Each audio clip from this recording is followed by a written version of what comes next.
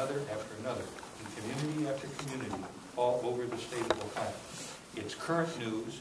It's the evidence that we're seeing that those dollars that were saved were not actually saved, but were actually driven into the cost structure of local communities. Just a couple of other observations. We heard of, I think, a very useful observation that more degrees help to produce better job opportunities. Well, that seems to be true everywhere except in the classroom. Teachers, that doesn't seem to count for teachers. We heard that we ought to go back to vocational education. Joint vocational schools in the state of Ohio are incredibly strong. They are a national model. I don't know where he's been on this one, but the effort to raise curricular expectations, high performance curricula for joint vocational schools is a real high watermark for Ohio education. It has been growing over a number of years, and it's something that we ought to use as a standard for other educational endeavors.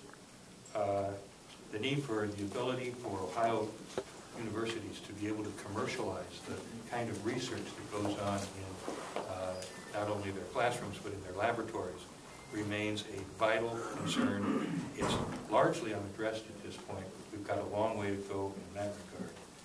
And the remediation problem and the costs associated with that in higher education continues to be a concern. I am pleased to see Mayor Jackson involved in his effort to partner with the Cleveland Public Schools. We've seen mayor-centered reforms in many places across the United States, but it is not by itself a solution. Education reform is something that needs to take place at the local level, the state level, and there is room on the federal level for effort because education has, in this country, clearly in the modern era, remained a local function. It is a state responsibility, but it is an overarching national concern. And until we recognize the way all three of those work together, I don't think we're going to have the kind of opportunities that we heard the governor talk about today. We need to give real reality to that in the way that we heard described in this speech. Good afternoon, everyone. I'm Senator Capri Cafaro from the 32nd Senate District in Northeastern Ohio. I certainly share and echo the sentiments of my colleagues that have already addressed the group. I want to share a few other observations that I shared with my local press, who I guess are still here. I thought you guys were gone. It seemed to me that Governor Kasich's remarks, while very exciting in his delivery, was more of a retrospective rather than a prospective speech. I think that we've come to judge these kind of addresses, State of the State, State of the Union, State of the City, as an opportunity not only to reflect on and showcase what has been accomplished, but ultimately what is the plan for the future. What are we expecting from this administration and their allies for the state of Ohio in the upcoming year? I did not get a lot of that, and again, I don't want to be repetitive to the remarks that my colleagues have made previously about whether it is education or healthcare, workforce development, and the like. I do want to say a few things about the retrospective nature. A lot of credit was taken today about particularly economic development successes, many of which were referred to are in my district or in the vicinity of the people that I work for in Trumbull, Ashtabula, and in the future, a sliver of Geauga, if given the opportunity. Good old reapportionment. We heard talk about V&M Star Steel.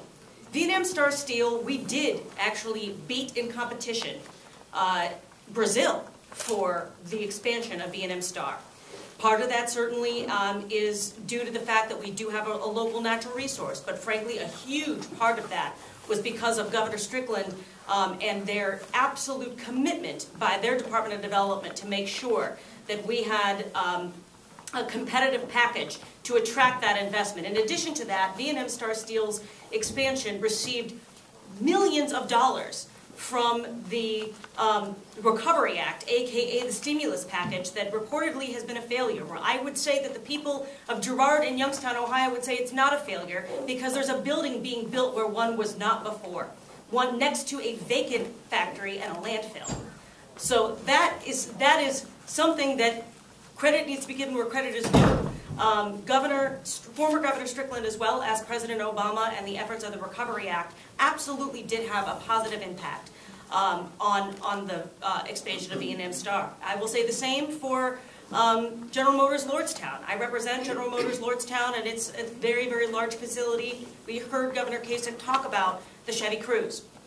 I would argue there again that the efforts of former Governor Strickland, along with our congressional delegation and the leadership of President Obama, enabled us to have an investment, not a bailout, but an investment in the General Motors Lordstown facility by making sure that GM did not go bankrupt and those 5,000 plus employees were not out on the street.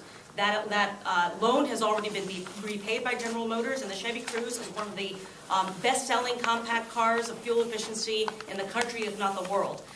So this is not just about one-sided efforts for economic development. This is about a continuum in the economy where Governor Kasich has had an opportunity to build upon the efforts and successes of those that have preceded him and those that are currently in office as well. Finally, I just want to say, I do want to echo the sentiments about bipartisanship in healthcare.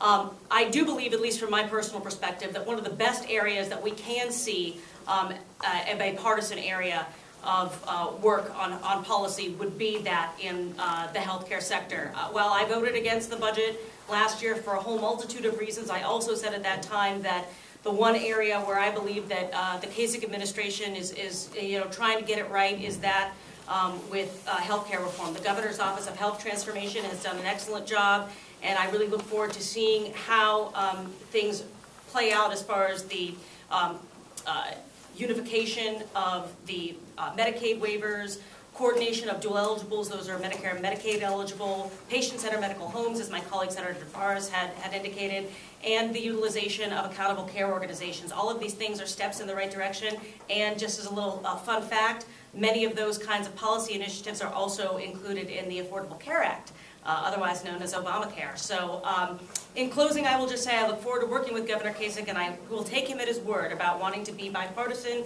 in trying to address the issues of oil and gas. I am currently working on a bill that would try to address both the balance between trying to take on that economic opportunity without creating a risk for the people of the state of Ohio when it comes to health, safety, and the environment. And so I certainly hope that he puts his money where his mouth is, and we have a bipartisan effort on that regard. Thank you.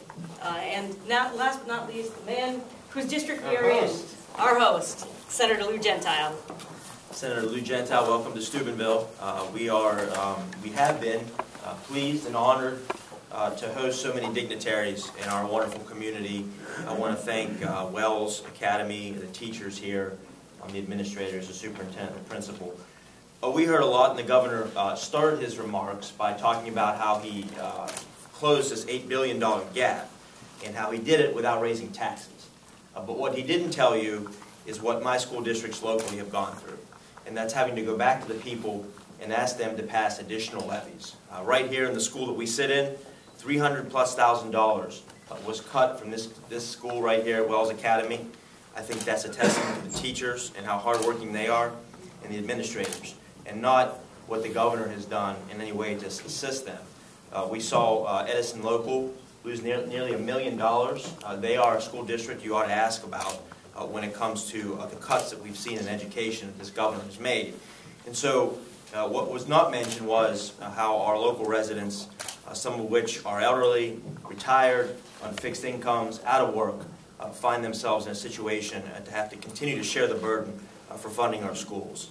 While I'm pleased that the governor mentioned manufacturing, he certainly did so and talked about companies around the state. What he didn't mention today, and what is very disappointing to me as the senator from this district, is that we currently have 2,000 steelworkers at RG Steel who are unemployed and have been unemployed for several years now. Governor Kasich didn't even address that issue. And we realize that that takes many of us working together I think at the very least a recognition of the struggles that the working class people have been going through over the last several years was worth noting. A couple of years ago, Governor Kasich in his State of the State was asked and did give a comprehensive proposal for how he was going to deal with school funding, how we were going to tackle issues in the classroom. Today we heard very little other than the expansion of an additional for-profit charter schools. And so I think the governor's speech from an education standpoint, which my colleagues had highlighted, lacked substance, lacked detail, and I still have a lot of questions. With respect to oil and gas and coal, I'm glad that we are going to continue to rely upon Ohio's natural resources.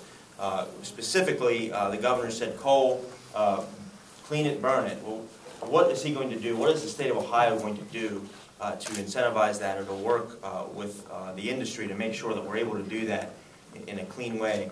And also on natural gas, we didn't hear anything specifically about how our local communities were going to benefit from the oil and gas and shale play, and how we were going to get many of these unemployed people back into the workforce. And I think in many ways this speech was short on substance. And ironically, we sit here in a public school, and the people that, like my mother and many other good people in this community who built this public institution, their efforts haven't been recognized when it comes to this budget. So for that, I do want to welcome you and thank you for being in my community this week. We've had, I think, a pretty good day showing people around the community. I think they realize we have a lot to offer here in Southeast Ohio, but I'm not sure what the governor was offering today does very much to lift up our region and state. Thank you.